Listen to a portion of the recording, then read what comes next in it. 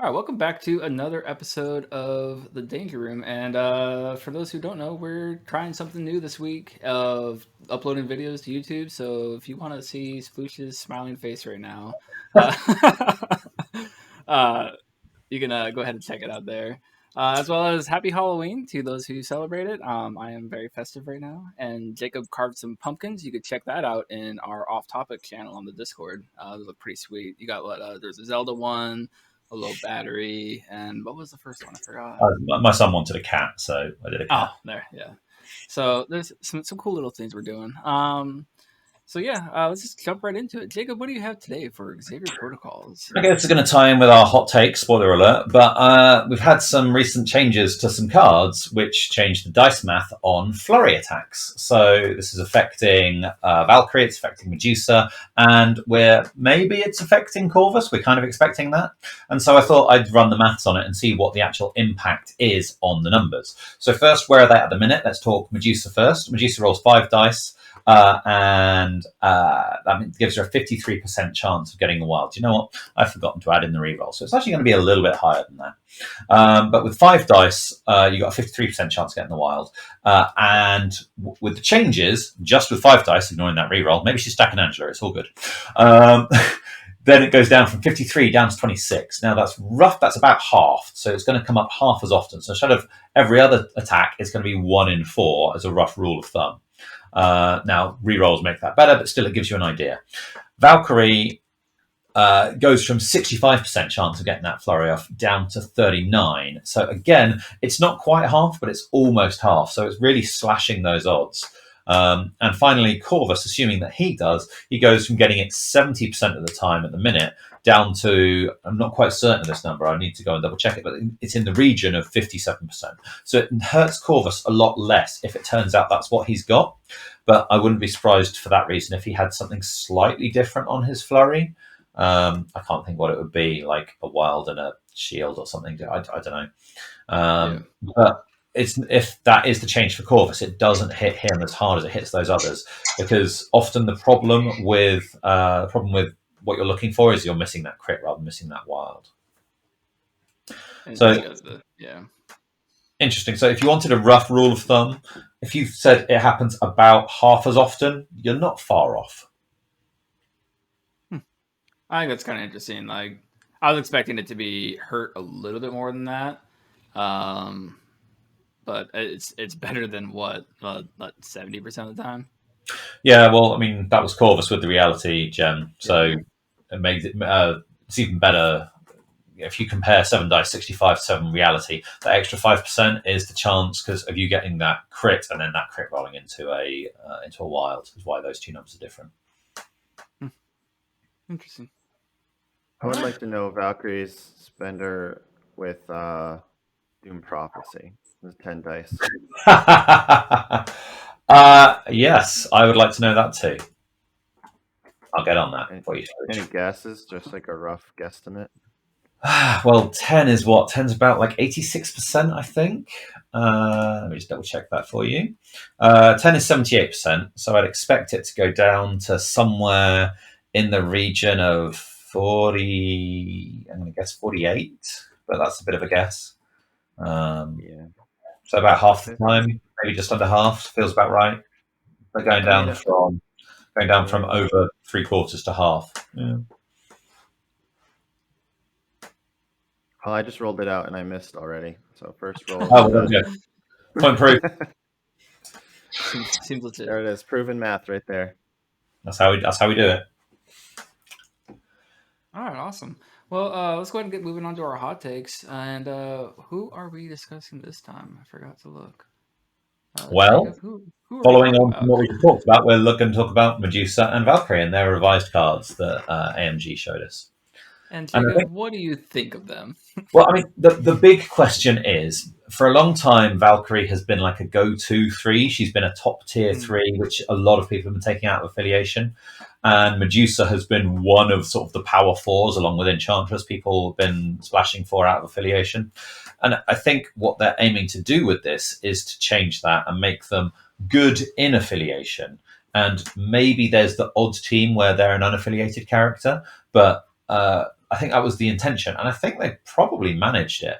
Um, Certainly, the big one for me is Valkyrie. I've played a lot of Valkyrie, and it's so good with her, that first round throw, that move, throw. Just having that option makes so many headaches for your opponent. And now you can still do it with like Caps Leadership or Advanced R&D, but the cost is a lot higher then because you're having to take a specific leader or a burn a tactics card in order to do it. Maybe Inhumans is another good example. And maybe she's still pretty good in Brotherhood because she can get that thing going, but she's less good than she was when I was playing Brotherhood. She was my favorite first activation: throw a 2 into a 2 and then generate a bunch of power for the whole team. That doesn't work as well anymore. So maybe that edges her out, and there are better threes which are going to fit into those affiliations. So I think it probably has succeeded in that aim of just bringing them down. It's not completely new to them. I mean, Valkyrie is still going to see a bunch of play in Asgard. She's still the best 3 in Asgard because she's the only 3 in Asgard. She can still take advantage of Rainbow Bridge and Odin's Blessing, so she's great from that point of view. So she's still going to see play in Asgard. I think maybe Defenders, I've been playing her less in Defenders anyway, but there are situations where I want her, where I want to have a high damage output character who starts on 2 powers. So let's say I want to go aggressive with them. I want to start attacking people. And that's my route to victory is through attrition. But it's also, I want her to grab an extract on the way through, jump through a portal for 1, pick up an extract, and then go do stuff. Or on a pay to flip secure, she's really good on that as well, along with Iron Fist. But the more you get, the better it is. So I can see she still may have a place in Defenders, although she's already been kind of edging out for me, especially with Iron Fist. He's great. And then Hawk, if you want to go full attrition, Hawkeye's often better because his reach is so much greater and he can do some crazy stuff on turn 1, which, spoilers, we might talk about later. What about the thought that Valkyrie already wasn't that like meta anymore? Like, for example, if you look at the European cut, the people who made cut in Europe, I see 2 Web Warriors didn't bother taking Valkyrie. 1 Web Warrior did, and the Wakanda guy did, but he's kind of like Wakanda Asgard, so it's also kind of a logical jump for them.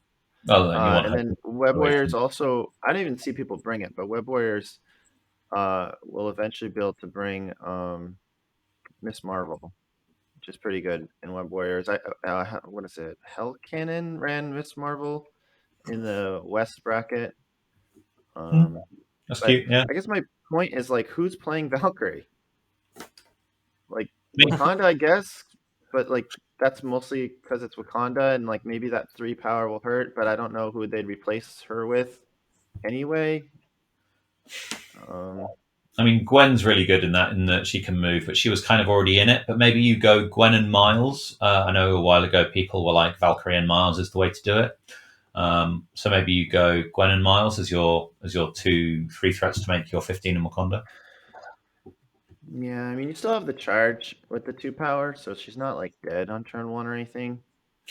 She definitely hurts Brotherhood a lot. I don't even know what they do because like she really was like a major player for them. I don't know.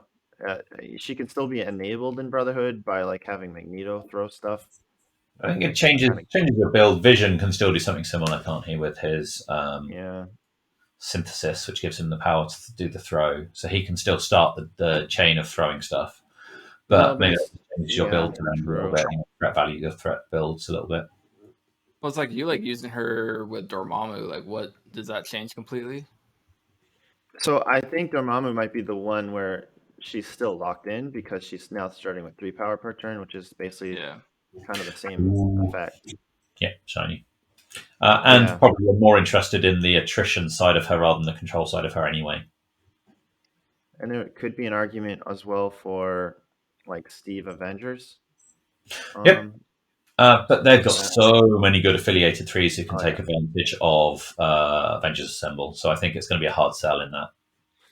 I mean, just take Beast. Beast does the same thing. He gets the turn 1 throw. He gets further as well because he's got the bigger base. And he's got Wall Crawler. So he's more mobile and he can still do the turn 1 throw. So maybe I think Beast edges her out in that spot, unless you need 2 of them, which maybe you do, but probably you don't. So it sounds like it's nerf Brotherhood, nerf Wakanda, nerf Asgard, obviously, because it's one of their characters. What The about A same Force? for Dormammu, the same for Steve Avengers, but probably not relevant. And I have a feeling Web Warriors are going to get disinterested and move on. What about A No. Force though? Yeah, well, A-Force again got great 3-threat options. Yeah, I don't know about A-Force. I mean, they can give her power, but she's usually not kind of online until the next turn. And then they have so many good characters coming that love power that I don't know. That's that. I say A-Force is like a maybe. It's I maybe just, fine. I guess my biggest take from it is we were right all along, and Zemo will forever be the number 1-3. Wow, I'm still holding my breath. You never know. Like maybe some of the like Schick, he might have just like misspoken and he Yeah, is changed. But I really hope no one touched Zemo because I love Zemo too much. What about Medusa then, guys? What do you think? Do you think she's going to still see some play? I think she will. I think that she like got like you kind of talked about the numbers, and the numbers kind of prove that like yes, she's different, but she's not. She's still gonna do what you want her to do. She's still gonna be a beat house. And the biggest thing I know, Sushi's gonna argue this is the fact that like Rail Decree is still so good, and that's like the biggest thing. Yes, she does damage, but she has Rail Decree, and that can just change the complete state of the board. And like I'm sure we've talked about that multiple times before, to where manipulating the board state is like one of the biggest things that change the outcome of a game.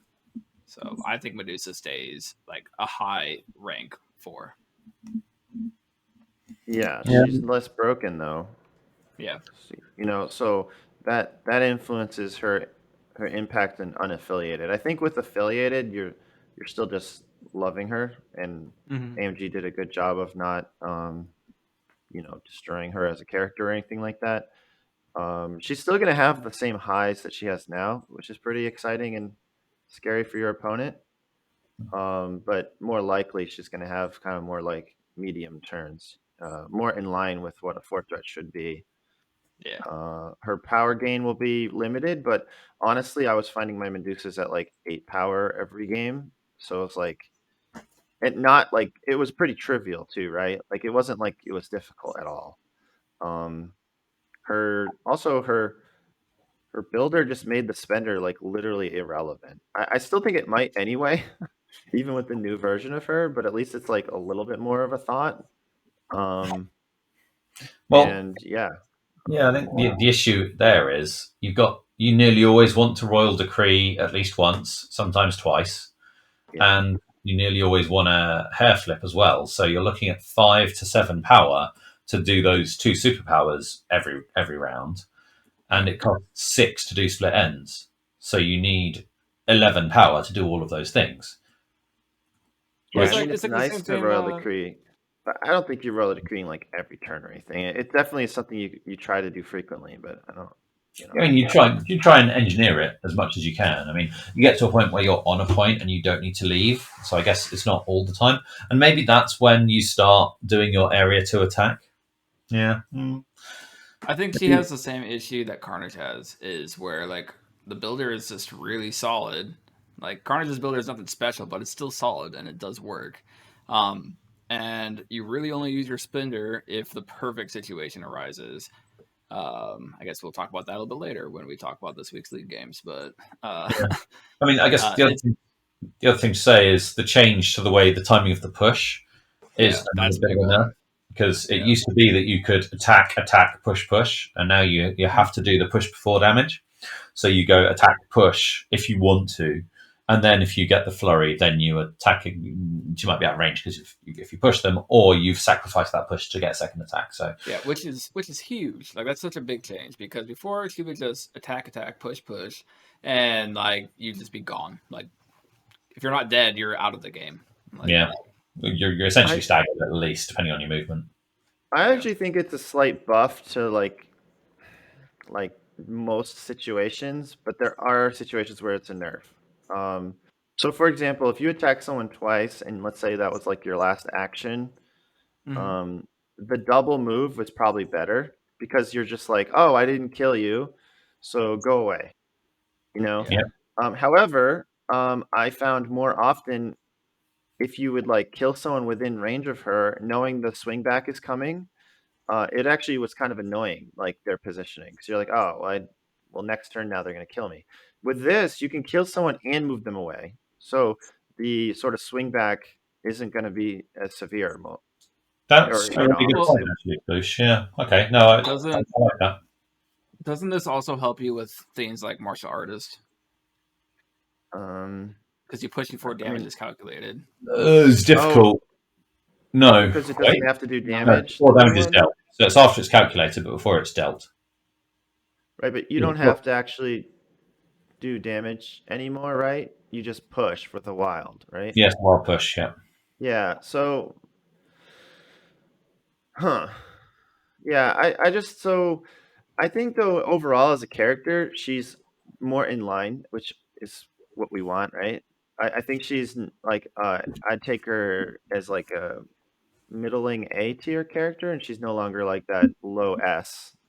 Yeah. Um, and that's great. I don't actually know how much people are going to take her unaffiliated. I'm curious what you guys think on that because I think Voodoo now has made a place for himself. Rogue. I think Vision might even make a comeback now that like Enchantress is finally like tamed a bit, and then of Mm-hmm. course Rogue is coming along. Do you guys think they're? Oh, I mean, Ancient One's good. I don't know that Ancient One's an unaffiliated pick though. Venom in affiliation. It's Yeah. just like I feel like there's a lot of in-affiliation fours that like you might just go for now instead of like basically forcing Medusa. You I mean, know, Yeah. Ancient One's good if you don't have good access to mystic attacks in your affiliation. So Ancient One's she, just like a great character. I've been playing her, yeah, and my God, her spender is so good. yep, yeah, yeah. That teleport is good. There's just a She's lot to like. she's been a great addition to my defenders roster. I put her in like I think she's probably the best fourth threat, and she's definitely the best fourth threat in defenders. Yeah, it's not even close, right? Yeah, So what do you think about what I said on Medusa? Would you see her being pushed unaffiliated? I mean, A Force is still going to run her. Obviously, yeah, she'll be played in Inhumans. yeah, In Dormammu, I think Rogue will take over. It just fits too easily. yeah. I agree. I think Uh, that's better. in Web Warriors, I will play Venom before I'll play Medusa. So I think A Force, not A Force, but X Force would look at. Because remember, like, I played X Force real hard. It was Medusa had to be there, and now I think instead of that, like, I think you can actually probably, especially when Colossus comes out, I have to see what happens. But I think it's going to end up being Wolverine, Sabretooth playing both of them. Maybe mm, we'll have to see. It depends on Colossus. That's all it depends on. I mean, my default setting would be still just play Medusa probably because the extra reroll what might help you get your flurry. Maybe. I mean, that's a good point. That's 2 rerolls basically to get your flurry. It seems good. And yeah, extra attacks are still good. So, but yeah, I don't know. I Medusa already was a little shaky a pick within my Dormammu list, and it was really Royal Decree that like kind of makes or break it, you know. And then of course, just Medusa right now is a very very good character. But I think when you take away that extra attack stuff, she's just a good character. But then now I'm more concerned about synergies at that point. Where Yeah. right now you just play Medusa because she's just like one of the best top 2 fourth threat in the game, Mm. you know. I think she might still have a good spot in Dark Dimension. Thinking about it, because Royal, yeah, that place on Dormammu is big. That's a big distance, and you're getting your power model right where it needs to be. It I can is, but see. she sort of sacrifices her turn, and you probably can get Dormammu power enough to teleport anyway. Well, Um, do both and get wherever you want to be. yeah, and don't get me wrong, it's not nothing, okay? But getting Rogue in on the action early on turn 1, 2, it feels just really strong as well, you know? Mm. Yeah, I can see both sides, but I think it's not worth discounting her there. I think that's maybe the best shot Also, for an unaffiliated now. we've all probably played enough Medusa, but she does have some weaknesses. She gets aced by throws pretty hard. Yeah. She has no reroll. She's just 3 physical, and Rogue, pretty good into throws. The 4 dice and indestructible, you know. Yeah. The Yeah. indestructible is real nice. And we're gonna get into a Hulk world where throws are more of a concern. So yeah. Yeah. Anyway, Okay. All right, well, I guess move on to how did your guys' weeks go for the league, Jacob? So I had a tough matchup. My winning in game was against Christian, aka H3M3, or no, is that Hemi in Elite? I don't know. He was playing Sam Spam, which is a tough matchup for my roster, and I went in with low expectations. But then my dice decided to just be ridiculous. Hawkeye managed to, in a single activation, managed to daze Enchantress. First attack into 5 defense, second attack. So just then second attack was Mystic, so it was I don't know, he's able to pay 4 to reduce it down. So I got really lucky in dazing her. And then I also managed to get Lizard as well. So I had a dazed Enchantress and Lizard at the top of one. I managed to then remove Enchantress before she got to activate at all in that entire game. So I'm playing Sam Spam, 4th threat down, which made it a fair game. So then it was a really tight game, and there were a couple of clutch points where it could have gone either way, and it depended on some dice rolls. I got my share of good luck in that game, and I managed to bring it home to make the cut. Sploosh did an amazing like play-by-play in the Discord, which Yeah, it was fun a to lot of read. people enjoyed that Sploosh. That was entertaining, and people seem to enjoy it. I gotta say, I missed the very beginning with your super spike, but from the part I joined in on, I think a lot of people listening agreed with me that it seemed spiky on both ends at the later part of the game. I mean, Yeah. he did some absurd things with like Iron Man, I thought he like one shot or at least one activation took out some of your characters and Well, he used dropped Helios some. Laser for like 14 dice and killed Hawkeye on his because he was incinerated and his cover was taken away by the Helios Laser, so he had Yeah, one I defense think against he 14. did And like a homing rocket to hit for like 7 or something too. yeah, yeah, It was very swingy. It was like for a minute there, characters were just going off the it board was. left and right. And there was this hay Um, bale. This hay bale almost cost me the game because we were playing on research station and placing the researcher.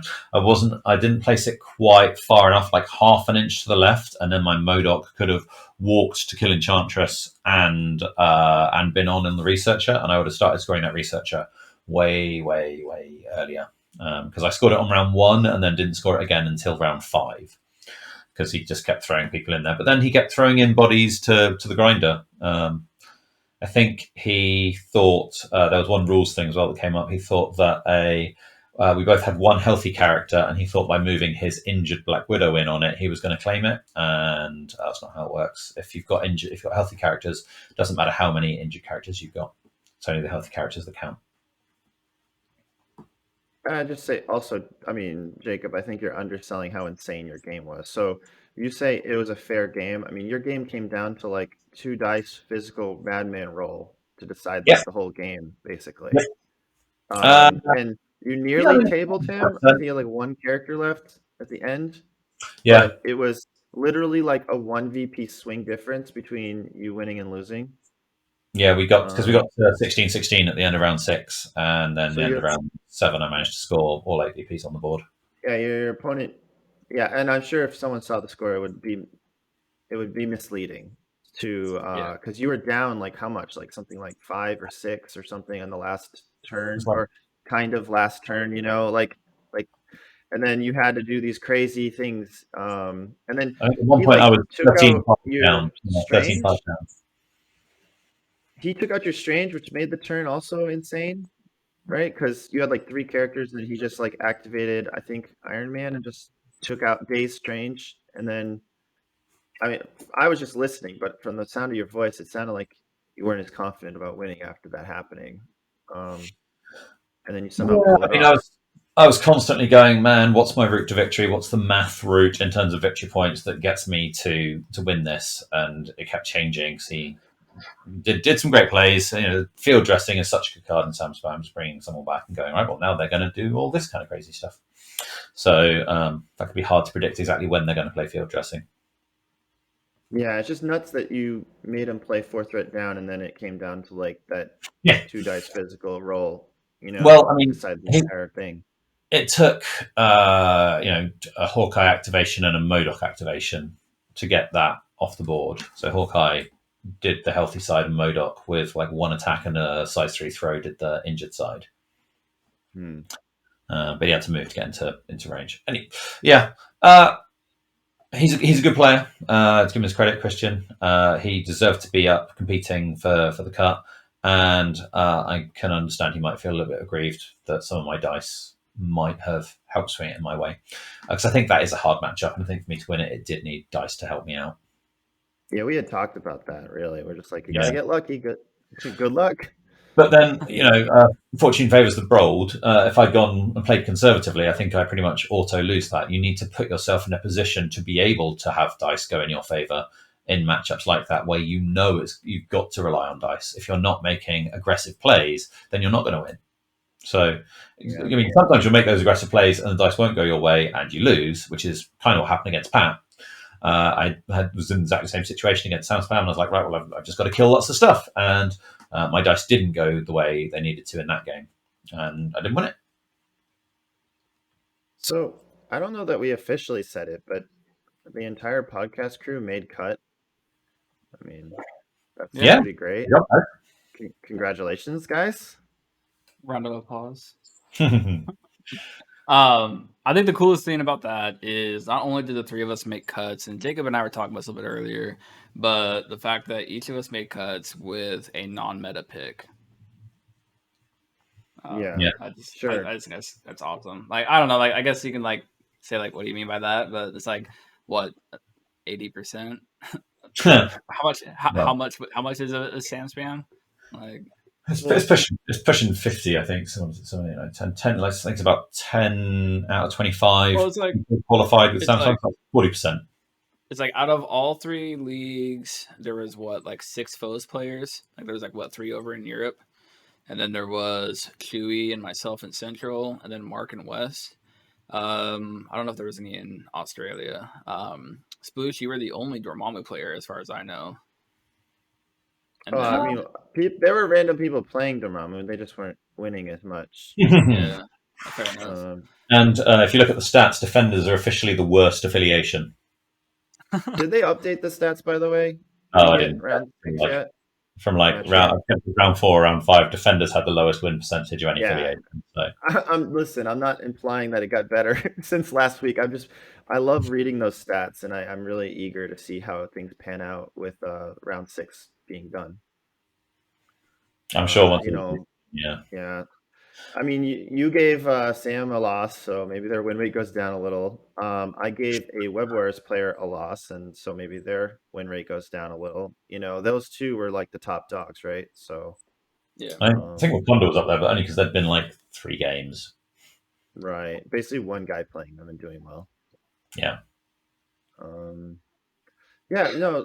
Foes basically weren't a thing last season. Dormammu basically didn't exist last season, and defenders are kind of always around. But I mean, Pat for whatever reason, last season, so defenders were there or thereabouts. Yeah, it's just this season's been tough on them for some reason. I still don't quite get it. I think a lot of people have talked about it. I don't know. You've got to know when to play. There's kind of 2 modes for defenders. You can play them the get up on extracts and turtle into fort defender mode, and you can play them in the I'm going to lob some grenades through a portal and see how much of them explode. And knowing which mode to employ does take a little bit of practice and experience. So it may be that some people weren't quite sure which way to fall on that, and maybe some people went kind of down the middle. I remember watching one of Pat's games after the cut last season, and I think he picked the wrong one, in my opinion, in that game. He went, I'm going to go through a portal and grab some spider infected and like try and run away. And I was like, no, you need to go through the portal and blow stuff up is what you should be doing. But he lost that game. So I think they can be difficult to know because you've got so many good plans. It can be difficult to judge which plan it is you should be using. Yeah, apparently very difficult with like a 25% win rate. Well, if you get it wrong, it's really catastrophic. They've got very narrow margins. I mean, I'd like to discuss today, since our list will be released to the public. What are you changing? Why? Maybe you want to keep some secrets, but the basics. No, I'm good.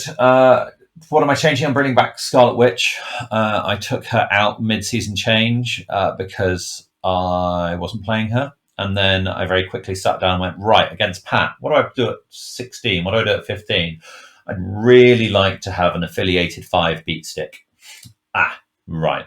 Maybe I should bring that back. So I have brought her back to give me more options and different build combinations. And so I dropped out Ghost Spider, who was largely in there for Black Order. And we'll see, but I'm not expecting Black Order to feature that heavily in the top cut. I brought in Sacrifice. I'm keeping Sacrifice. I'm getting rid of Climbing Gear, because Climbing Gear was a card I was going to bring in against like a push heavy Wakanda style list, maybe to get back onto points. And I never played it, and there's not a lot of Wakanda at the minute doing the rounds. So I've taken that out, and in place I have brought in Grievous Wounds to try and nix field dressing, which is so often my bane. It's an interesting thought. Yeah, so it's nearly exactly the same roster. Did I talk about Angela? No, I didn't. Really? Okay, so I was chatting to Dizzard, and he was like, "Man, how can I improve? Have you thought about bringing in Angela to improve your Sam Spam matchup?" And I thought about that. I've been thinking about that a lot today, and I think it's got a lot of advantages, particularly because I'm playing Montesi Formula and Spider Infected, so I can have someone go through the portal and grab a far one, or Angela through a portal Montesi can get the far Montesi and run back, which is hilarious. So there was some cute plays on that. But I felt I didn't have the experience. So that would be dropping out Modoc for Angela as my unaffiliated 5 beta. And I can see that might be cute and might work, but I thought, play what I know. I haven't got the experience. I haven't got the reps of that game. I don't know. I know exactly when to drop Modoc and when not to drop Modoc. And I think Angela might help out on certain shapes, like a D shape. Modoc's maybe less good. Although jumping into the middle on a D shape and just being able to fire everywhere, that's quite good fun. But it's just inexperience. I didn't want to chance my arm on something I wasn't as familiar with. I'd rather play something I knew and was certain of how to play it rather than play something that I think is good but I haven't practiced. Makes sense. Kind of a tangent, but I just want to mention the fact that I think there's almost 100% chance there's no Wakanda or Black Order in cut out of, what you said, like 24, 25 players? I'm 100% certain there will be a Black Order. I know Cookie's been toying with it or whatever, but I think he's trolling. Cookie's such a troll. Well, maybe. Yeah, we'll see. He might pull some crazy audible, but even still, that would be one player. Yeah, that's quite a difference from last season. I mean, it's amazing how much a meta can change. Well, yeah. It's interesting, and it's been changing a lot today. I've been tracking the order to try and figure out who's going to be paired against who, and that's been changing a lot over the course of 24 hours. As more results come in, and that changes strengths of schedule, and the final win and in game got done. So it's been changing a lot, but it looks like everyone who got a bye, apart from one player, qualified with SamSpam. So the top 6, because we had one person drop out from Europe, top 6 all were playing SamSpam to qualify.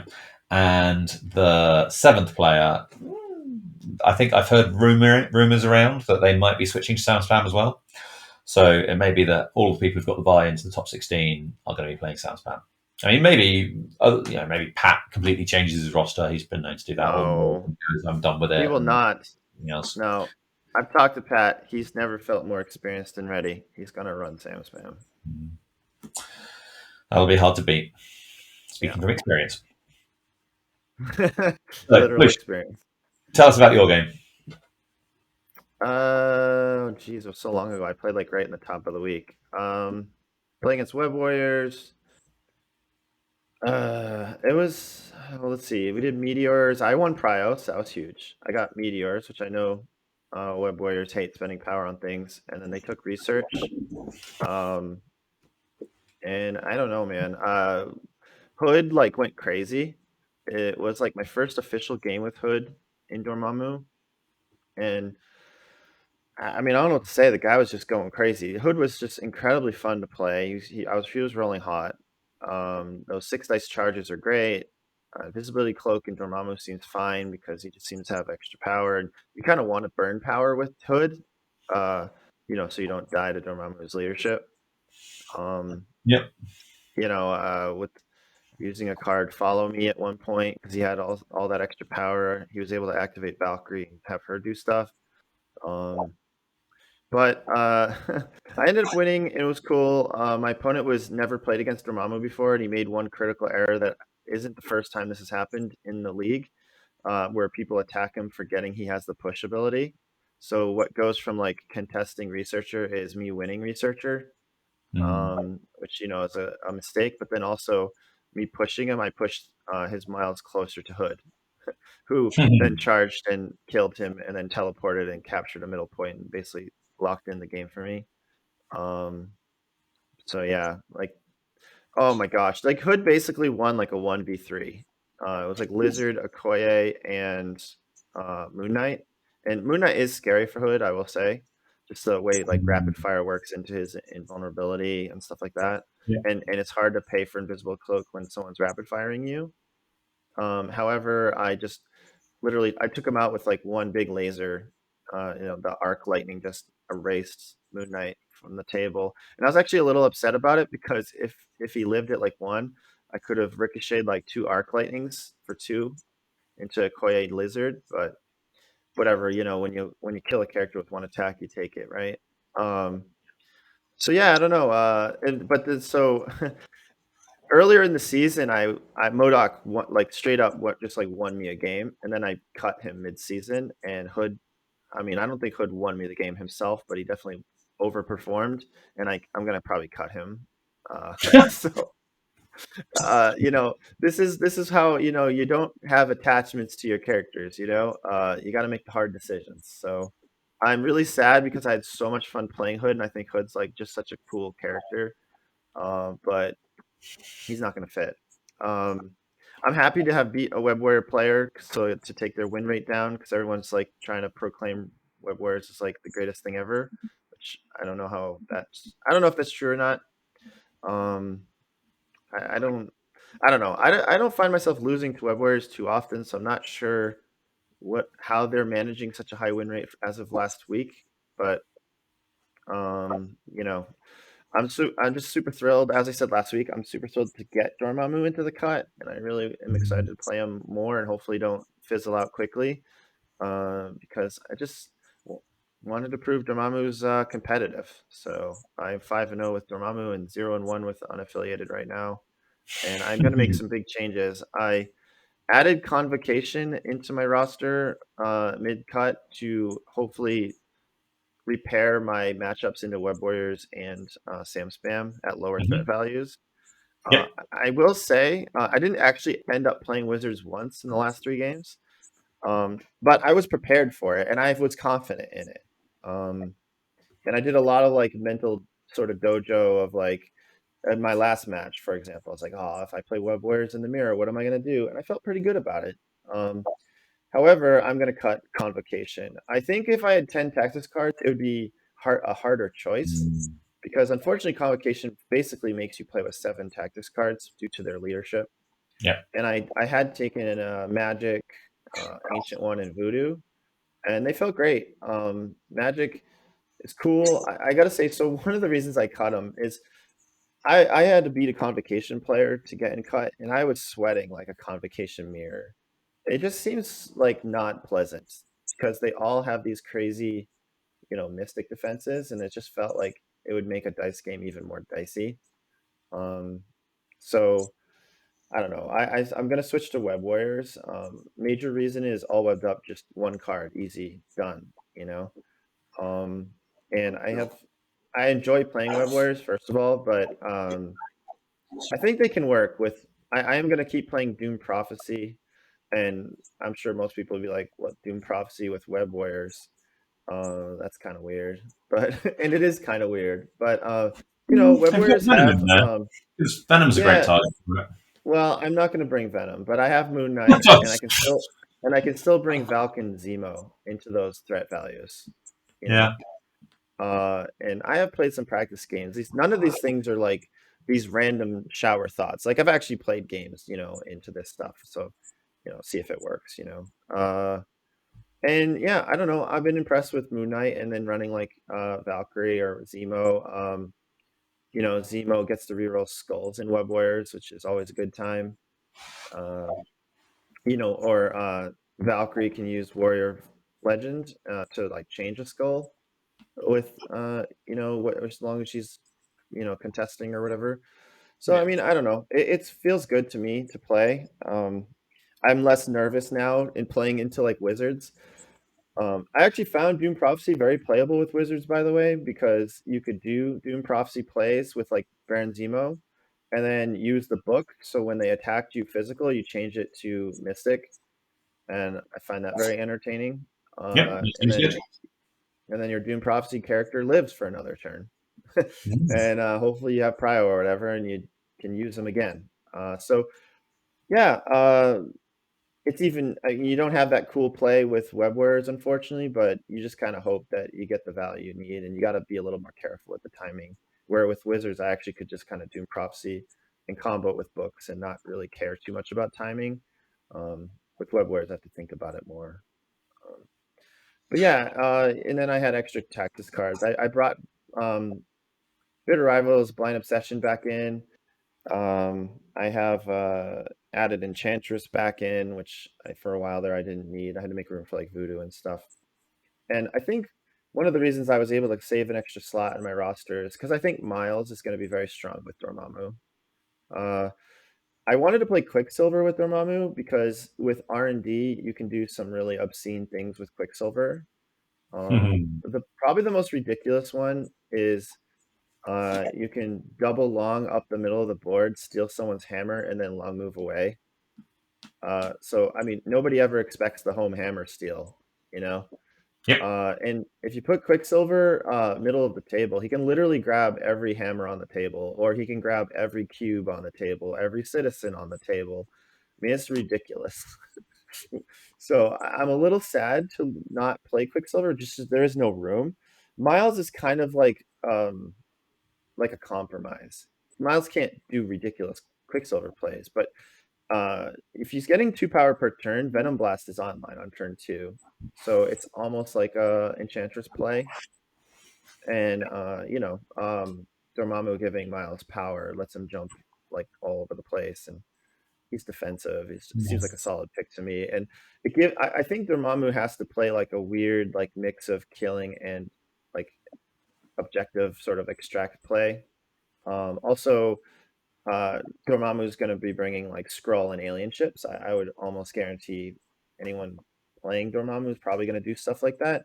So having a character who can like counteract someone luckily getting a Skrull, I think is huge. You know, so Yep.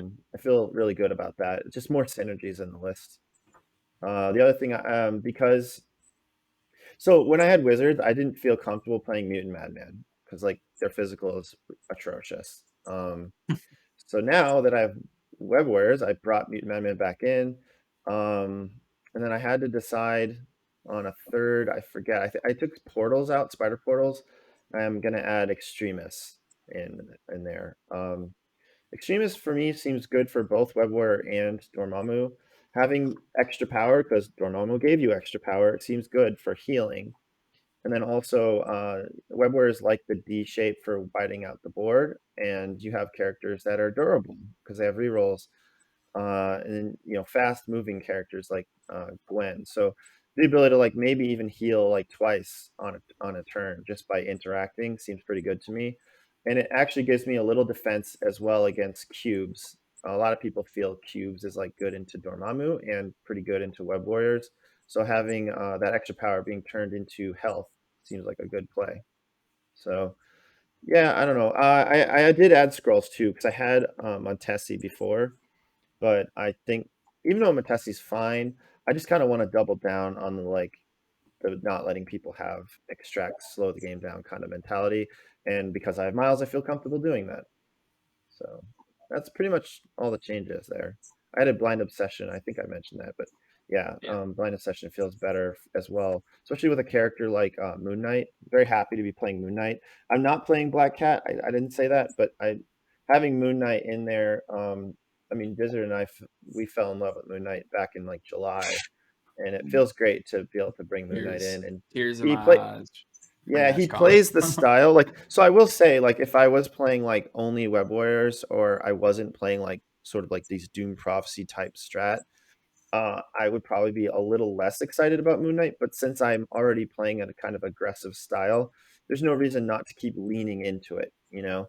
So having the option to potentially Doom Prophecy Moon Knight and then the next turn use Blind Obsession to then like kill off someone, that sounds like a great plan to me. So yeah, I think Moon Knight's going to be great. All Okay, right. Dizzard, what about you? How was your game? I don't know where to begin with this game. Like, should we start at the beginning of last week when we first found out what the matchups were? I think let's start with what actually happened, and I'd like to circle back to the testing that we did. All right. So I played against playing Travis Foss playing Criminal Syndicate. Really well played game on his part. He did an amazing job. I ended up winning by I think it was 19-14, something like that. Um, and it started out with him getting secures and prio, gamma cubes at 15, and But he took Gamma, obviously, right? Because he's he playing took gamma. Syndicate. Yeah, he took gamma, and then basically went up, and he was pretty much all stacked up on his home point, and Vision beamed everybody to death. And I was like, you know what? I'm gonna all you got here because I need a leg up here. And Vision basically all but dazed every character except for one. And then my next activation was Carnage, finish the job. So I was able to score almost all the points. His home point was fine because he had body blocked everything, so there was no way I was making it to his home point to score all 11. If I had scored all 11, it would have been really kind of interesting. Um, then round 3, he kicked back and swung back hard, evened it back up, and then round 4, Carnage just ate everybody, and it was game over. I will say there is a recording on like a YouTube. If you just look up Dizzard, and it's there. Well, so if you watch it, Sploosh pointed to me this out after the fact, but I will own up to my mistake of playing Vision's power game completely wrong. I played it as he nets power for damage dealt, not for one. But if you go and you look at the game, like it wouldn't have impacted anything. He threw like all he did was throw and beam, and he would have definitely had the power when he did those things. He did all you got, but after doing 5 attacks already. So I will say, yes, I made a mistake, but it doesn't change the outcome of the game whatsoever. And Travis does know this. I've talked to Travis about it because I wanted to be open about my mistake. And Travis was like, "Hey man, it's cool. Like it wouldn't have changed anything." So everybody understands. If you watch it, yes, we understand. I messed up a little bit, but there's no change to the outcome. Just want to disclaimer that. But yeah, it was a really good game. Travis played wonderfully. Great opponent to have. If you see him and he's looking for a game, I recommend playing against him. He's a good chap. So yeah, am I right? You told me that Vision made 15 attacks in one turn. I think it was more like 13 because I dazed one or two before it got to that. But yes, he had the possibility for 15 attacks because he was able to line up everybody under his beam. So it's worth noting that Blizzard had to move to make this happen, Yeah, but his opponent still did like had way too clustered his characters in the middle. You don't need what 4 characters contesting your home point when one would have probably been fine. yeah, And then probably he could have spread out everything. I just don't think he saw the like move up, beam the world play because usually it's more like a fight over center, right? And Mm. it was a ballsy play by Dizzard to just, I think it was the right play for sure, but it was a ballsy play to just say, screw it. What was it? Turn 2, all you've got. yeah. It was top of turn 2. Vision goes up, beams. Realize, hey, I did real bad on that first beam too. Like I think I did most on anybody 2 damage, but I was like I should be able to get something here. So then I all you got it, and I was like I like you can if you watch the video you can even hear me thinking about it. I'm like, do I do it? Do I not? Like I'm like hell I don't know what to do, and then I just ended up saying screw it, I'm just gonna go for it. And absolutely just straight up YOLO play, and I will attribute like me winning that game is probably because of Vision destroying the world round 1, or round 2, because it completely nullifies Syndicate's leadership because everybody's on their injured side at this point. So he's not able to just stack one person on my home point and he takes it. So me getting rid of Syndicate's leadership that early in the game was huge, as well as just dealing that much damage, because now I have Carnage, not even Dune Prophesied, and able to hold that for when I want to eat the world next time. So there was a ruling issue with cubes and trying to use all according to plan. I don't know if you want to explain the timing on that. So at the very end of the game, it came down to Ken Travis all according to plan, and this is the same thing if you're playing X Force. What is it called? Wasn't it beginning of 4? Because it was basically him trying to counter your X-Wing. Yeah, it was the end of the game because round 4 was the end. So beginning of round 4, and I was trying to say when I was playing X Force, this is how I knew about this from beforehand. What is the pretty sneaky sis? Because I was playing the power phase, and if you're playing cubes or if you're playing Infinity Formula, anything that nets you power, the timing sequence would go your power phase, player effects, and then crisis effects. So you have to play crisis cards before the crisis effects give you that power, which is what ended up making him not be able to play all according to plan, which is a big thing of what happened with the game. Him playing all according to plan, things changed drastically. I'm not able to pop off with Carnage and kill everybody. Just to be really clear, Desert. So he gained his power from the power phase beginning, but he didn't have enough power then to play it without the cube power, which would happen later. Off. Yeah, he was not. He was at 9 power, 9 out of 10. Oh. So he was it 9? Yeah. I thought it was 8. Yeah, no, it was 9. He had what? I think it was like 4 on Mysterio, 3 on Taskmaster, and then 1 on Kingpin. It was something like that. Like I know it was 9 though. And then like to be fair, before that happened, I had actually completely accounted for him having all according to plan for the next round. So I was already planning my out of what I was going to do. And it's basically just be Doc, grab cubes, and run away. Because his characters are so slow, they're not going to catch me. Because he had Kingpin and Mysterio. The person who might be able to do something is Taskmaster might be able to throw one shield. But the likelihood of knocking me, because I only needed 2 points at that point, I think. No, I needed 4 still. I still needed 4. But I had to like plan it out in my head where I'd be able to hopefully score the 4 points as long as he doesn't just wipe my whole entire team with one character, which I don't think he was able to do at that point. But still, who knows? It's dice game. It could have happened. But yeah, him having 9 power really made it kind of a feels bad moment, and I was just like, oh well, Carnage is going to. It took me a minute, and I feel terrible for this because I'm like, oh, I wish I could pull Kingpin. I wish I could pull Kingpin because I had Carnage rules up, and then I'm like, oh yeah, this is advance, not push. So then pull Kingpin and do maximum Carnage on the rest of his team, and Carnage eats the world, and it's completely tabled of Criminal Syndicate at the top of 4. Man. Yeah. So yes, Jacob actually tabled Syndicate. I saw most of the game. Yeah. Yeah. So now, what is it? Travis had made a misplay because kind of 2 misplays. One was turn 3 end. Was it Doc? Was it 2 or is it Green Goblin? Yeah. Green Goblin was it 2 health remaining? Yeah, it was Goblin. And he had done 1 damage with Mysterio. Used the movement to then do a tricks and traps.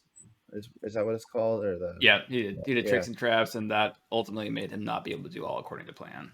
Yeah, because that cost him at least 2 power, at least 1. But also, even the logic of doing it was kind of weird because if he had just left you at the 1, you would have that character would have dazed in the power phase anyway, because he has 1 remaining and was holding a Q. So it's kind of like a double whammy of like, oops, you can't all according to plan, and oops, like you probably didn't even need to do that since the character was just dazed. I mean, and then to be fair, we saw this a couple times in our practice games. You not being dazed in the power phase meant you could use well-laid plans that turn. Yeah, which almost did nothing for me. Like it almost did absolute. It dropped a couple cubes, and it had a couple damage, which I think almost every single one of Carnage hits on maximum Carnage was like 2 the damage that was needed. Like I don't think there was one that was overkill. I'm pretty sure it was like 2 the damage. Yeah, it's just like a tough thing. Yeah, To now, obviously, I'm sure Travis was doing the math. He counted in cube power, which yeah. that's just like a tough time to realize a timing window like that. Which is why we're talking about it now because either your opponent might do it wrong to you, or you might do it wrong to your opponent, and I don't want that happening. This is for any tactics card that gets paid for during the power phase. It's Doom Prophecy. You can't pay for Doom Prophecy after cube damage. with It has to be with cube. before. Yeah. What's the timing on Dormammu's plus power? Well, that's a player effect, so that happens in whatever order you want it Oh, in control. okay, So so with it's not player an effects, not issue. in crisis effects. Yeah. Yeah. Hell yeah. So now Dizzard, I guess we can move on to the next part of this, is that we did play a lot of practice games before your Yeah. game. And I know Travis said he played some too as well. Mhm. And it was fun. Like I played Syndicate back in the Was team it event with was you, it Jacob. fun? Well, It was Switch like fun the for thing. It was fun for me. This is like basically, I like Syndicate. They're on my like bucket list of like favorite teams or whatever. And I played Mhm. Syndicate in the team tournament with Jacob, and I had a lot of fun doing that. I know some people can look at Syndicate to be boring, but I don't know why. I think they hit some things for me. I like bad guys, and they kind of feel like a little bit like a chess game sort of thing, and all that. They're not flashy, but My anyway, memory we about just. team tournaments, Blue, shows you constantly complaining about them. What do you mean? Oh, losing to them? No, just man, why are they Just you were constantly like going, these guys are driving me nuts. Real Oh, real well, it's quick. stressful to play them because if you die, then like it's bad, you know? Yeah. And when your That's opponent you can say that spikes for any you, affiliation. true, but like Syndicate's very sensitive to that like early spike because then it's like their Yeah. leadership kind of depends heavily on not being dead. So, Um, once you're flipped, you kind of lose the whole point of playing them. yeah. Mm. Real quick though, I want to correct myself. I said Doom Prophecy. Doom Prophecy is played at the activation phase, so you can actually use cubes to pay for Doomed. Yeah, you're right. Good check. And blind session is activation phase, so Yeah. um, yeah, I guess it doesn't come up that often. So what we did when I played Desert is I was like, well, let's try best case. Well, first of all, I made fun of you for not taking Enchantress in R&D. But once we got over that, I'm like, well, let's play games with you that's a having Prio. I think that's a very good point. I made it to cuts without Enchantress or This Medusa. is not And I didn't play a not Koya bragging. either. Well, you had her in your list, right? Oh, well, sure, but she never got on the table. Okay, but that doesn't even doesn't mean count. anything. Doesn't count. Anyway, no, Blizzard should be playing Enchantress, and I'm sure he's adding her to his new roster, or he's a fool. And then R&D was a problem because we're like, oh, you can do this in R&D and pull a character, and you're like, yeah, I don't have R&D. Nope. It's like, oh my god. Um, You and I ran like 3 actual games and probably like I don't know, like 4 more run throughs of just like talking through it. And like every single time we gave Syndicate extracts, I lost. Like every single time. There was not one situation where we gave him extracts where I actually had an edge. yeah, so Legacy Virus and Researcher, Mm-hmm. it was like impossible for Blizzard to win on those. Funny, like, because Researcher, there's just no way Well Laid Plans does anything. So that's Yeah. a problem. And then obviously, like, what I've found with Researcher, and I've heard people say they hate Researcher and it's bad for the game, and I was more skeptical about that opinion. However, I have noticed just from playing lots and lots of games that Researcher kind of just takes over whatever's happening in the game. Yeah. I mean, even your game, Jacob, was on Researcher, and even though I was Yeah, just listening, it felt to me like Researcher was like dominating all the decisions. for And sure. Yeah, there was a big the fight in the middle. Madmen, Yeah. yeah, Madmen was kind of like a side gig, you know. And so like There were when you two can, turns where he scored 4-0, and he scored all 4 of the Mutant Madmen and contested the Researcher, which was good. So he's got 8 VPs up on me. We were tied 5-5, and then he went up to 13-5. So put him in a strong position. yeah, for sure, it's very hair raising to listen to. And Yeah. But yeah, like researcher just sort of dominates the game. So even though you're syndicate and you get extracts, if you get researcher, it's just like, oh, I just have like the superior secure anyway. Um, because it's so just it's four potential VPs once you score it twice. So Mm, it's just very powerful, and it's two for you and none for them kind of thing. So even if they're yeah. scoring some other actual secures, it just sort of evens out what you got. Well, Um, a lot of affiliations want to win in turn four, so they want to score four VPs a turn to win in turn four. And if you're not scoring anything on extracts, scoring four on secures is very hard every round. yeah. So originally, I told Izzard when if he gets extracts, you have to dice him because similar to like you were saying, Jacob, about defenders against Sam spam, you kind of have to get a little dice lucky. But we found even when Blizzard was getting lucky on dice, I was still winning. Oh, there was Now, one not game. There was yeah. one game where I basically one shotted Modoc, wasn't it? Like I got him to like 5 health, Like and the then trap did ate him. 5, and then you hit me Yeah, for 5, and I gained no power, and and I then still lost that one.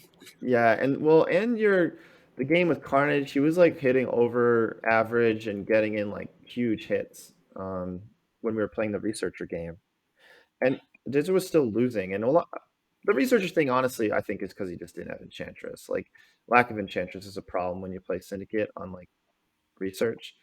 Yeah. But before I get into Virus, you played some practice games when you had one priority or I guess however you want to word priority. Basically, a syndicate player had secures and Well, not extracts.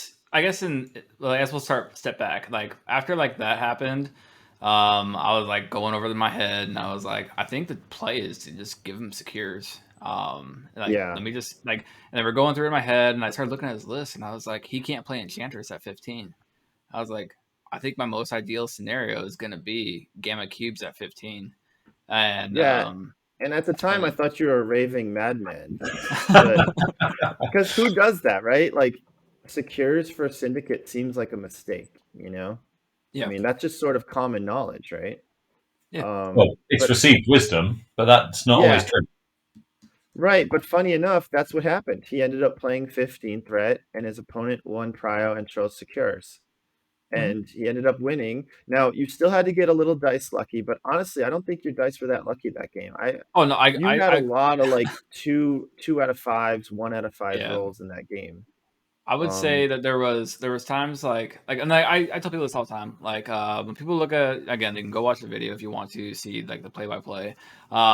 But I would say I had average dice. I don't include Carnage's Doom Prophecy turn because that's just you're gonna have a dice turn when it comes to that. So I really don't include Carnage's Doom Prophecy turn as being a dicey turn. As far as like spikes, I don't include that. So I right. would say like over that game, I had average at best, like just above average dice. Because Your first doomed attack was bad. Wasn't yeah, it like no, four I hits or whiffed. something? No, I could have. I think my first one did 0 damage. Well, I'm not even Uh, saying damage. I'm saying I think you got like four yeah, hits and then he no, because blocked or something. I Carnage rules Kingpin. I did 0 damage to him, and I was like, oh, this is terrible. Like I Yeah, need to get power off yeah, of this. right. And then I ended up being able to get it going, and then he ended up beating everybody. Uh, but no, like it's just what it is. Like I'd say average dice, and I would say Travis the same thing. Travis had average dice. He had some spikes. He had more spikes than I did, in my opinion. He But actually average, had a lot of defensive spikes, I'm thinking. yeah. I, But I that's just remember syndicate, in like my a couple opinion. turns. Yeah. Like I'm rolling I mean, physical into listen, physical, so I'm not trying to make a point that like he's lucky and you're not lucky or something. I'm just saying that when we were testing, I felt you yeah, needed to get lucky to beat him. And it was interesting that when you won, you didn't need to get lucky. Um, which was because you got what you wanted, which weirdly enough was Syndicate getting secures, yeah. which It's kind of funny to say, and like I haven't talked to Travis about this. So if he hears this, like this is kind of like the whole where we came around to like. If you go back and you listen to the video, you can really like actually hear the surprise in my voice because I was like 100% certain that he had it set up to where it was a trap to give him extracts. Because of what we had found with his extract play, I was like, it's a trap. Like I cannot give him extracts, and like I just I was like, I have to get priority to give him secures. And then like if you go back and watch the video, he's just like, I'll take secures, and I'm just like, oh. Yeah, I heard it. And then like he picks gamma, and then he picks 15, and I was just like, oh, like this is okay. Like I had some real high hopes going into it at that point. I will say, like, out of the whole entire league, this is probably the biggest game that I was stressing the entire league. Like even before the matchup Well, happened, I was like, I'll take anybody. I'll take anybody except for Travis with Syndicate. Like this is like my worst matchup right now. dude, even the Um, listeners were saying, "Oh no, Dizzard got Syndicate," yeah, because we had yeah, I said commented that that last that was week, like didn't the I? yeah, yes you Yeah, did. It was like literally the one opponent you're like, "Oh, I don't want that." yeah, but So I want to well first, so you did play practice games with you having secures and you yeah. won, right? So Every single practice game that I ran with me having secures, I won. It was close. Like, don't get me wrong. Like every single time I played it, it was really close and tight. And I had to have certain things go my way, which is like kind of foes theme in my opinion. Things have to go your way because you're gonna have a turn like when you're playing foes, and Carnes' Doom Prophecy turn, you're gonna whiff one of your dice, and it's gonna turn against you. Like a Doom Prophecy Carnage turn is not like you almost need that to go off in order to win in most times. So if that doesn't happen, it's not good. Which is it's fun. You live on the edge of your seat when you're playing foes. It's a great time. um, so um, you yeah. want to get into virus, Oh, I legacy mean, virus? you're the one that found it. Like we were So well, practicing. so I what in the very first game, I was like, okay, I want to give Dizzard like best case scenario. So I was like, he discards research. This actually happened too. I discarded research randomly when I hit the button. And then I was like, oh, well, obviously he'd play virus next.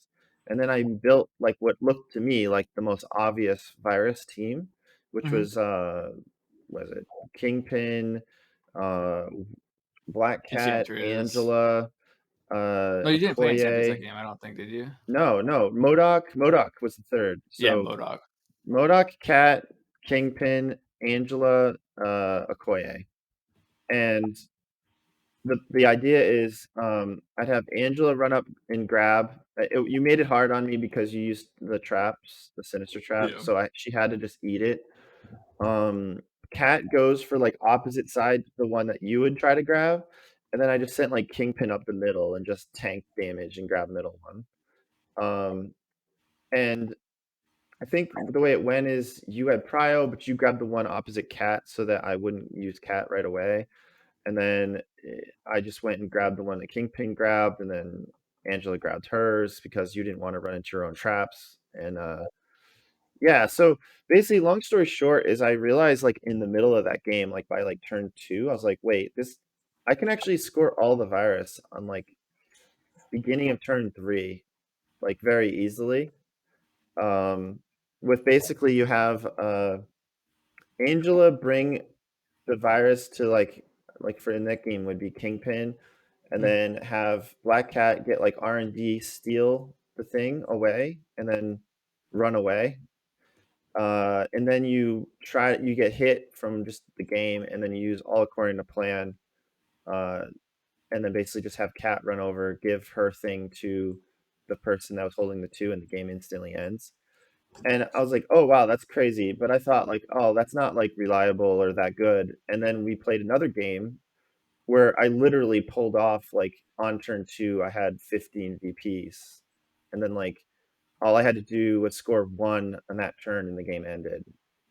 And I was like, "Oh my god, like this is actually ridiculous," Yeah. because I did like a huge team wide R&D so that like in the second game I had Lizard grab the middle one, and then you had dropped one, or I think I dropped it because you couldn't pick it up. You put it like in the corner, so I had Cat go pick it up and then move kind of like sort of middle ish, but not that far middle. She was still kind of technically in the corner, and then opposite of the other virus on the complete opposite side of the board. And Mhm. I'd set it up so that Lizard could with R&D have two power top of two, hand his over to Cat, have Cat double move run to the opposite side, then had Mysterio take one with a all you've got into like steal move, hand it over to Cat, instant 8 VPs. I was like, okay, this is actually like absurdly consistent. Like Yeah. this is stupid. Um, and I was really fun to play because I know everyone thinks Syndicate is this like only score secure kind of team, but like the fact that they have that like range 3 pay 2 power handoff to other people, I mean that's literally like turn 2 like a 1 power character is handing off stuff, you know. Mm-hmm. And I'm not even saying I'm like an expert. We just played a couple games and then we ended up not wanting to practice that anymore, so we changed it up to other things. But those two games were so incredibly fun to play for me. And it was like a nightmare for you. And the Yeah. fact that you can just steal priority with all according to plan also was just like the icing on the cake, you know? Because obviously, like someone steals something from you, you're like, oh, well, I'll just kill them when I have a chance. But Nope. you're doing like a last first, where it's like steal last and then go first. So there's no like counterplay to that as long as you Yeah. have enough power, which you know Modoc has power and Kingpin gets attacked, which gets you power. Mysterio actually freakishly gains power very easily as well, due to the blanks thing. So yeah, that's. Does it Go make ahead. you think if you were building a Criminal Syndicate roster, you'd have Virus and maybe, I don't know, Wakanda and Herb and do something crazy with the Herb? No, I think researcher's too good for them just right now. Now Maybe. with like with Enchantress being nerfed or something, that might even be a buff to Syndicate Yeah. on researcher. Well, it's like when we were doing our practice games, it basically came down to like, if I had Enchantress, then I have a chance to stop this. Without Enchantress or some battle mechanic, I don't have any way to stop this. But Yeah. in the new world of random crisis selection, having 3 crises that you've got really good plans on feels pretty strong. True. You're Yeah. right. Now it gets worse because you need a third objective, right? So Yeah. maybe herbs is that other one. I don't know the threat values to get 15 down correctly. Um, I'm not sure. You know, that herbs seems like the worst choice, but like that's not because herbs is bad, it's because the others are so good. Sure. I think a lot of teams are going to find that though. They're going to have these are the two I really like, and here's one which is fine. And for a lot of people, that one which is fine is going to be hammers. Yeah. Yeah, it might be safer for them to honestly just play hammers. Because if you still have Black Cat doing Black Cat things, it seems pretty good. Yeah. So I just want to say real quick, again, like one, Travis played a great game. Like it was a really good game overall. And just a big shout to him for, there's again, it's a great game. I don't really know what else to say about that. A great opponent. Love playing him. I guess going into what I'm changing, going into cuts, is I am finally ridden my burden of Gene because I made it to cuts with Gene in my roster. Oh my god. Yeah, So and when you finally, played her in the finally getting test rid of games, Gene. you got massacred. Yeah, yeah. Gene's good here against Enchantress. Oh, she, yeah, Yeah, not that was funny. We're like, oh, maybe if you bring in Jean to counter Enchantress, Enchantress just kept like like bowing over and over until Jean yeah, was out dry of of power. power. Yeah, it's good in theory, but I mean, like future MCP, sure, maybe, but not right now. Not now. But yeah, so dropping Gene, picking up ASM. It's kind of like what we talked about during the Spider Foes episode. Like ASM is amazing in Spider Foes, and playing hammers, you get that play going. Two, I am dropping Researcher for hammers. Three, I am dropping what I had before. I had Infinity Formula. I remember my Secures before. I never played Secures really. But I'm picking up the new Convocation, one that came in its Ancient Ones box. The 3 wide portals that teleport you and they do a damage to you if you roll or if you get placed. I Yeah, think I have that no that idea what it's called. scenario, you and I played it one time, and I after gotta that find out the game, name. after it's like Intrusions. seals, yeah, intrusion, seals, break, or something like that. Yeah. Spooch and I played it one time, and I was like, this is really good for foes. One, because they really don't care to use the teleport, and when they do the teleport, it's because they're going to go kill someone. Two, if your opponent wants to use the teleport to try and catch up in one way or another, they have to drop their extracts. So it's more scenario control for foes. Which now I have 3 scenario controls to control extracts between sinister traps, bullet plans, and the scenario itself, helping me out with scenario control. So that's why I'm bringing that one. And plus, it's 19, and foes love higher threat values. Other things I'm Venom and Carnage changing. can heal on that Yeah, thing too. yeah, So it's not like it's a huge hindrance to me. And for other teams, it will be a huge hindrance. Like, you want to send this person through the portal, go ahead. I don't care. Like, come to me. um, so I think it's a really cool scenario. I think it helps out attrition teams as a whole. Like Black Order probably loves it, but foes, like, it slows the game down. It helps me out a lot. So I'm taking that over something. I forgot what I dropped in case of it. I keep wanting to jam Rogue into my roster just because she's super good, but I'm probably just gonna give up on that. Um, just because like where the meta's at, I'm still trying to get Hulkbuster in there and still keeping pretty much everything else. But the biggest change is adding ASM, the Crisis, actually putting R&D back in the roster because that was a huge mistake. And then I'm kind of on the fence. I got a couple hours to figure it out. Putting Grievous Wounds in for the same reason as Jacob. Grievous Wounds is in a Sam heavy meta. It's pretty good. Being able to put, hey, you're not going to be able to field dressing Iron Fist, you're not going to be able to field dressing Sam here. It helps me out because I need to kill those characters as fast as possible with my list. So Grievous Wounds kind of helps out with that, and I'm kind of thinking about throwing it in there, but I haven't made my decision yet. It's like it's either Grievous Wounds or it's Helios Lasers, so I just have to figure out which way I'm going. I don't know yet. We'll have to figure it out. I don't know, 4 more hours, so. yeah, just make sure you have 5 tactics cards for every threat value. Yeah, we ran into that one time. Yeah. So one final thing I wanted to bring up just at the end of the episode, something I did this week, which was great fun, was taking part in Rich Mid's 27-hour MCP streamathon. He did literally 27 hours solid of playing MCP, having already been up for 12 hours. So he went like 39 hours without sleep. Playing MCP in order to raise money for a charity in the UK called Candle Lighters, who help support families of kids who get cancer. So a really good cause. It's already raised over £2,500, which I think is like pushing on for $3,500, up Yeah. around that kind of value. So I wanted to say, if you haven't seen some of those games, go and check them out. He plays every single affiliation. I played a really fun game where my MVPs were Daredevil and Sabretooth, so go figure. Yeah, go and have a look at those games. The Just Giving link is still working, so if you have a bit of spare money, then it's a really good cause, and it's an amazing achievement for him to have made it through that. So a shout out to Rich, and yeah, go check out his Just Giving page. Link will be in the show notes.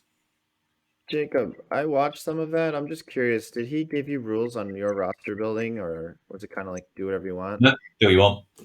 So I went for kind of I was playing him the 9th game in, so about halfway through, and I went for a list that just really taxed his brain. I took Sin's leadership. I took yeah, just you got to think about that. Let me tax this man's brain who's been up for 14 Yeah. hours already. Yep, that was the plan. So I took Sin's leadership. I took Sabretooth because he's got counterattack, Daredevil because he's got counterattack, and I took Sacrifice so I can move attacks onto them and then have them counterattack. I had a really nice play where I used Face Me with Sabretooth. He was a long move, didn't get him to within range 2 of Lockjaw, who was carrying 2 cubes. So I moved him long. I then faced Mead, got Lockjaw to move into range 2 and off a point. Lockjaw attacked, did no damage. Sabretooth, which is a shame, because actually Sabretooth could have used that damage to move on to the point with his aggressive. He then counterattacked for an attack and then got to make his other attack, which was now in range. So instead of getting to make no attacks, I got to make 2 attacks. And if he'd have done a damage, I also would have got to move on to a point. So just some fun little tech there. But yeah, Face Me with Sabretooth is actually really good. Yeah. That's great. Yeah, some of those games, I kind of jumped through it. I mean, there's a lot of MCP. And he picked some really wild boards, too. It's like, what am I even looking at here? But yeah, if you have a link to that video, I'm sure people will check it out. Yeah, and also you can see the map, a slightly earlier version of a map I submitted in the TTS map competition. I added more fire since that point. I found a way of getting animated fire onto the map, which makes it look cooler without impacting gameplay. So if you want to see one of the upcoming maps that might be in the competitive deck in the near future, I've got high hopes that it will be. I'm trying to push it. Just so everybody knows, there's been a big shuffle of the maps that are in the competitive deck, and hopefully it's happening tonight. I'm not pushing Verson too hard because it is Halloween. He's spending time with his kids. So it might end up being next week that the map changes happen. So they're going to be live for the finals. Yes, that's the hope. Yeah, and the Better Splendens leaks as well. Correct. Cool. All right. Well, thank you everybody for stopping by and listening to us. And as Jacob says, whenever I'm gone, we'll see you next time in the danger room. Yeah, because I never say it except for the exit that I have. Because it was funny because like I thought